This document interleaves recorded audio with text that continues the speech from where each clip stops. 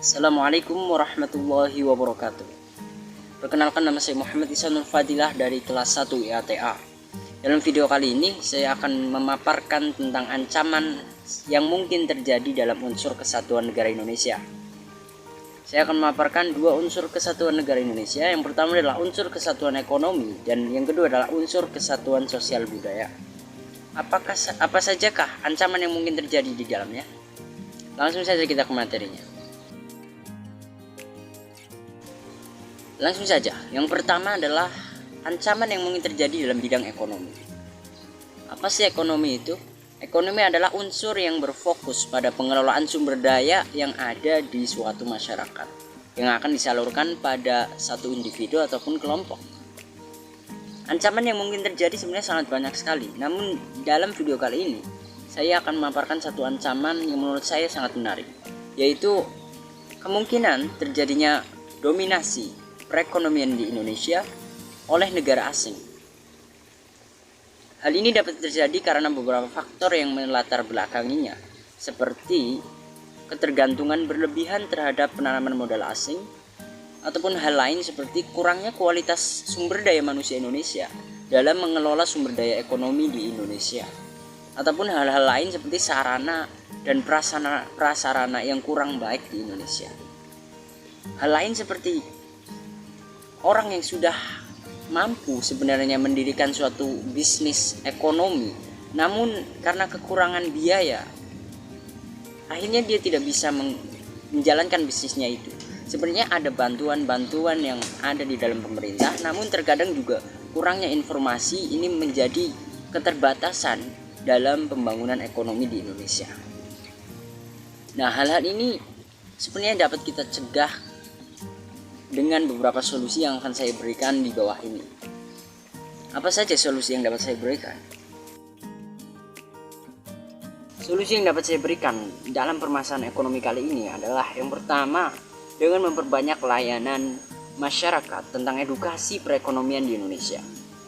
Hal ini dapat dilakukan oleh pemerintah maupun orang yang berkapasitas di dalamnya dalam membagikan ilmu mereka kepada masyarakat yang baru ingin memulai usaha mereka di bidang ekonomi. Pemerintah dapat membuat iklan layanan masyarakat tentang edukasi ekonomi di televisi, atau orang yang berkapasitas di dalam bidang ekonomi dapat membuat video di channel YouTube mereka. Hal ini pasti sangat mendorong minat dari orang-orang yang baru ingin memulai usaha mereka dan membuat mereka menjadi lebih semangat dalam usaha mereka.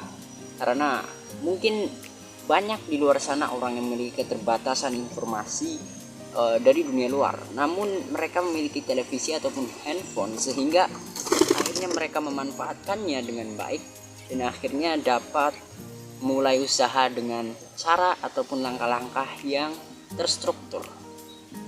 Itu adalah solusi pertama yang dapat saya berikan. Solusi kedua yang dapat saya berikan adalah dengan mempermudah akses dalam bantuan perekonomian.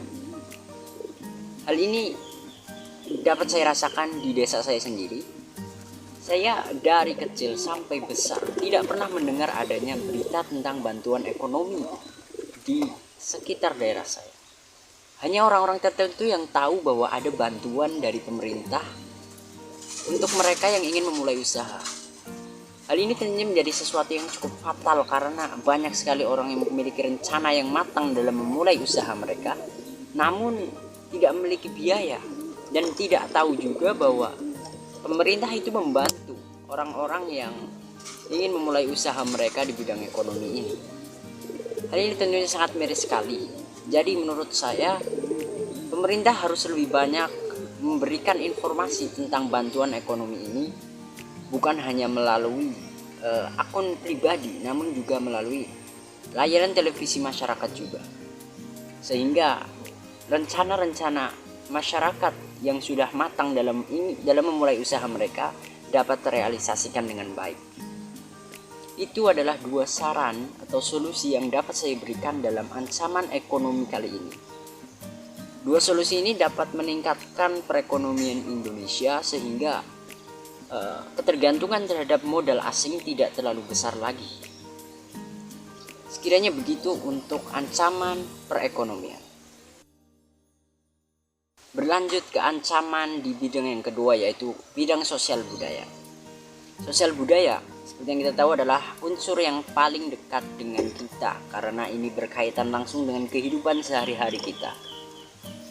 Unsur ini pasti ada di setiap negara ataupun setiap daerah, pasti memiliki sosial budaya mereka masing-masing. Namun adakah ancaman yang mungkin terjadi? Tentunya sangat banyak sekali ancaman yang mungkin terjadi di bidang ini. Salah satu ancaman yang akan saya bahas di sini, khususnya di negara Indonesia ini, adalah hilangnya sopan santun, hilangnya budaya sopan santun yang ada di Indonesia. Hal ini dapat terjadi karena banyak sekali faktor yang melatar belakanginya. Salah satunya adalah tren zaman sekarang yang seolah-olah adalah hal yang keren, namun sebenarnya itu adalah penyimpangan yang cukup fatal dalam kehidupan bermasyarakat. Namun untuk menanggulangi ini, tentunya saya punya beberapa solusi yang dapat diberikan untuk mencegah hilangnya budaya sopan santun ini. Kita akan membahasnya di video kali ini. Solusi yang dapat saya berikan ini bersifat nyata dan bersifat maya.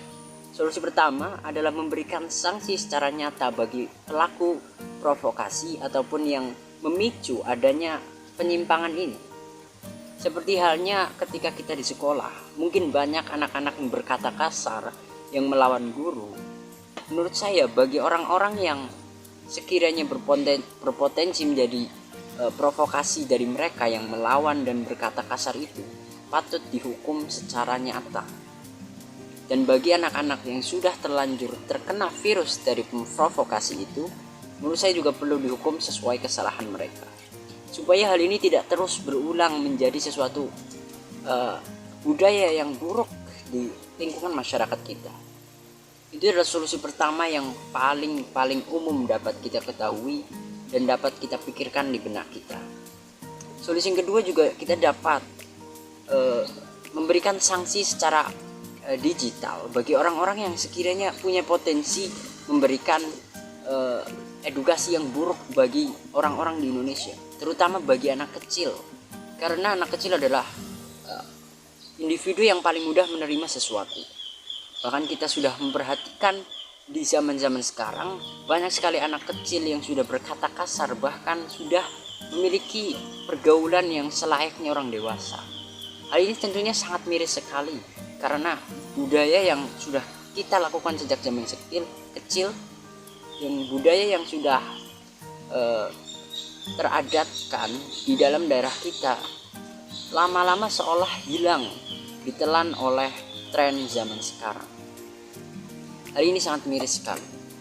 Jadi solusi pertama adalah memberikan sanksi yang nyata di dalam kehidupan nyata, bahkan di sistem organisasi terkecil seperti keluarga.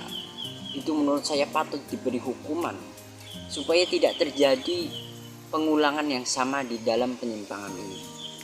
Yang kedua adalah sanksi di bidang digital atau dunia maya yang sekiranya dapat memicu adanya pengulangan penyimpangan ini di luar sana. Hal ini dapat dilakukan seperti memblokir akun dari pemilik video tersebut ataupun memblokir layanan yang di dalamnya banyak berisi penyimpangan tersebut.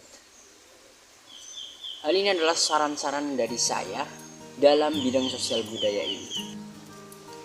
Mungkin cukup sekian video kali ini, dan itu adalah hal yang saya bahas di video kali ini, yaitu ancaman dan solusi yang mungkin terjadi dalam dua unsur kesatuan negara Indonesia. Yang pertama adalah ekonomi dan yang kedua adalah sosial budaya. Semoga video ini dapat memberikan manfaat bagi kita semua. Wabillahi taufiq wal hidayah. Wassalamualaikum warahmatullahi wabarakatuh.